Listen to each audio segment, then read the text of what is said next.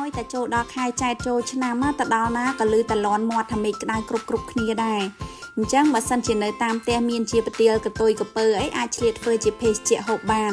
ទទួលបានទាំងរសជាតិឆ្ងាញ់ហើយជំនួយទៅដល់សុខភាពថែមទៀតផងជាដំបូងខ្ញុំទៅកាត់ប្រទាលនឹងចំនួន2យកមកដោះលាងសម្អាតដីឲ្យស្អាតហើយខ្ញុំកាត់ជា2កណាត់ដោយសារវាវែងពេក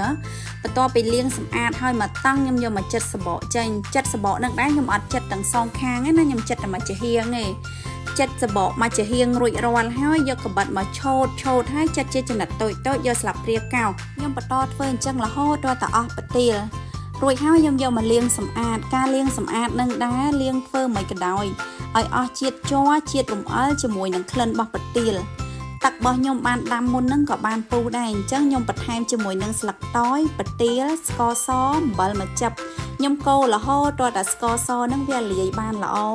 ហើយយើងក្របទុកមកសន្ទុះទៅពេលដែលទឹកនឹងពុះម្សៅទៀតយើងបិទភ្លើងហ្មងអញ្ចឹងសម្រាប់ភេសជ្ជៈប្រទាលកតុយកពើរបស់យើងឯហ្នឹងគឺរួចរាល់ហើយ